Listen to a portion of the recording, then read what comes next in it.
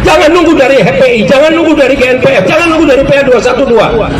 Semua turun. Jadi Islam itu harus radikal. Takat Islam itu harus radikal. Sekali lagi Islam itu harus radikal. Itu kan bukan Islam. Kita harus bisa bedakan. Kalau Islam yang sesungguhnya nggak ada di situ. Kekerasan tidak ada di dalam Islam.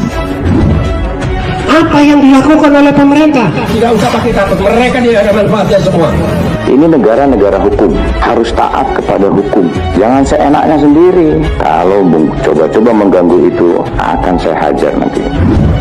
Islam yang radikal berarti setia kepada Pancasila dan Undang-Undang Dasar 45. Maka itu saya katakan saya Islam yang radikal. Buktinya ini gue pakai merah putih. Ini merah, ini putih. Ya. Wih, goblok meneh. Maka banyak orang yang semangat Islamnya tinggi, tetapi tidak punya ilmu yang mumpuni. Nah, radikalisme ini adalah sempalan-sempalan sekelompok orang yang mengatasnamakan Islam. Itulah radikalisme sebenarnya yang harus diperangi. Gerakan yang ingin mengganti sistem. Berpikirlah secara jernih bahwa negara kalian lagi terancam. Ini bukan main-main. Kalau kita bicara toleransi, saya paling maaf ya, paling jijik bicara toleransi.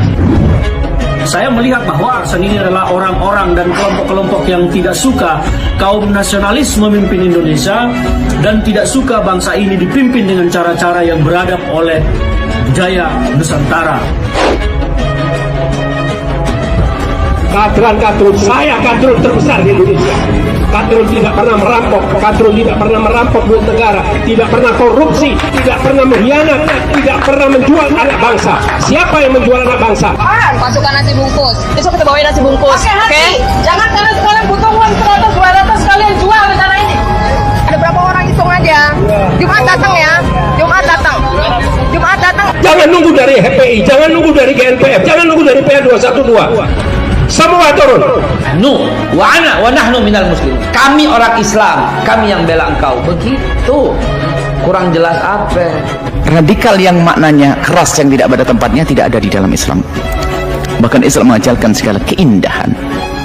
Paling banyak orang Islam mencela agamanya, karena orang Kristen nggak ada mencela gereja.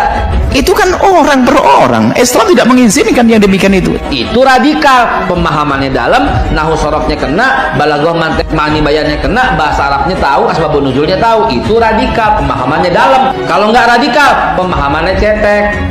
Kalau kembali kepada asalnya, Islam mengajarkan atau tidak, ya sudah selesai. Berarti itu adalah pelanggaran, penyelewengan dalam Islam.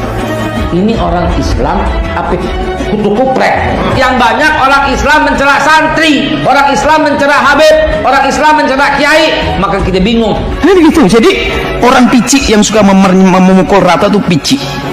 Berarti nggak cerdas dia. Jadi nggak boleh jadi pejabat kalau begitu dia. Kalau dia nggak bisa membedakan, ya jangan. Nggak bisa membedakan kok suruh milah. Nanti belengnya jadikan cincin, permatanya dibuang, kan berbahaya ini. Nah. Takat Islam itu harus radikal. Sekali lagi Islam itu harus radikal. Kalau saya tidak, ya itulah Islam yang saya sampaikan. Loh kok dibilang Islam radikal, lu bagaimana? Kutu kuprek. Jadi kalau umpamanya nggak radikal justru bahaya. Ngaji baru setahun. Lalu berani ngomong apa yuk? Saya radikal atau tidak?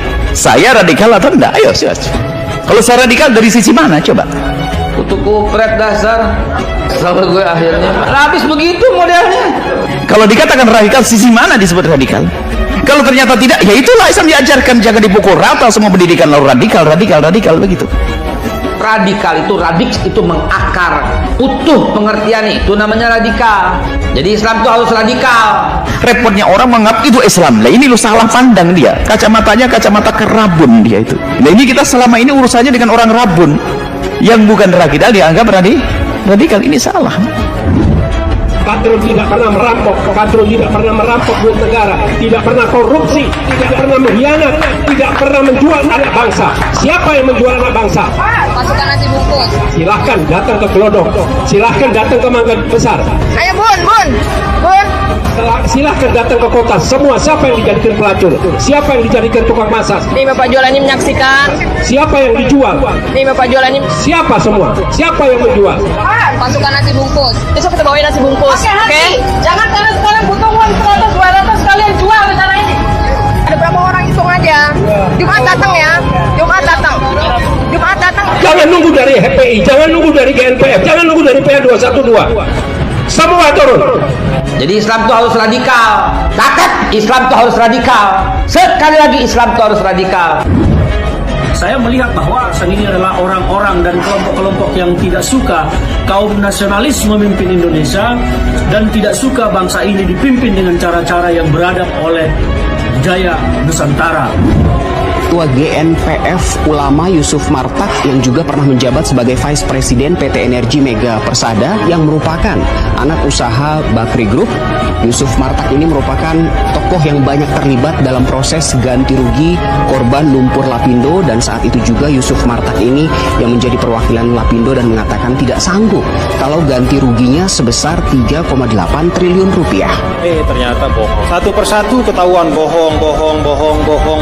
Apakah semboyan mereka selama ini katakan tidak pada korupsi, mendukung pemerintahan yang transparan dan segala macamnya itu hanya sebuah retorika kata-kata? Dan akibat kejadian ini juga 2.500 warga, lebih tepatnya 25.000 warga harus mengungsi karena ada 1.800 lebih rumah hancur, 18 sekolah musnah di 3 kecamatan ini.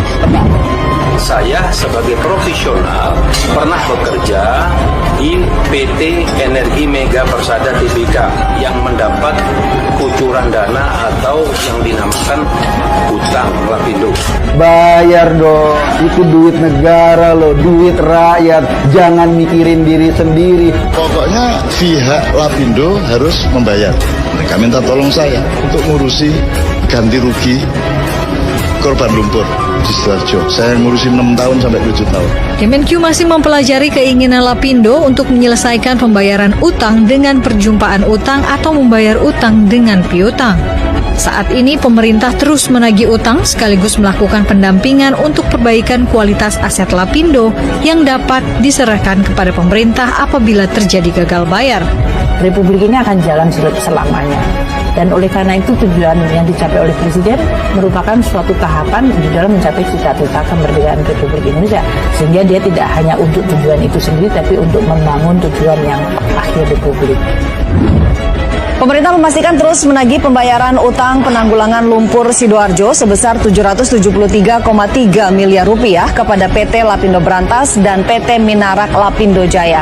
Apakah semboyan mereka selama ini katakan tidak pada korupsi, mendukung pemerintahan yang transparan dan segala macamnya itu hanya sebuah retorika kata-kata? Radikal itu, radiks itu mengakar, utuh pengertiannya, itu namanya radikal. Radik itu mendasar sampai ke akar-akarnya. Itulah radikalisme sebenarnya yang harus diperangi kalau cara-caranya dilakukan dengan cara bermusuhan. Saya kadrun terbesar di Indonesia, tidak pernah mengkhianat, tidak pernah menjual anak bangsa. Siapa yang menjual anak bangsa? Pasukan nasi bungkus. Silahkan datang ke Gelodok, silahkan datang ke Mangga Besar. Ayo bun. Silahkan datang ke kota. Semua siapa yang dijadikan pelacur? Siapa yang dijadikan tukang masak? Nih Bapak jualan ini menyaksikan. Siapa yang dijual? Nih Bapak jualan ini. Siapa semua? Siapa yang menjual? Pasukan nasi bungkus. Besok kita bawain nasi bungkus. Oke? Jangan karena sekarang butuh uang 100-200 kalian jual rencana ini. Ada berapa orang hitung aja. Jumat datang ya. Jumat datang. Jangan nunggu dari HPI, jangan nunggu dari GNPF, jangan nunggu dari PA 212. Semua turun. Jadi Islam itu harus radikal. Takat Islam itu harus radikal. Sekali lagi Islam itu harus radikal. Perjuangan kita ke depan tidaklah lebih mudah, tetapi kita tidak lagi menghadapi penjajahan oleh Belanda seperti zaman dulu atau Jepang. Tetapi saat ini kita menghadapi dan melawan penjajahan atas perilaku radikalisme, intoleransi, pemecah belahan, merusak persatuan, merusak Pancasila, dan tidak menerima merah putih sebagai simbol NKRI. Perjuangan kita tentu tidak mudah untuk melawan ini semua.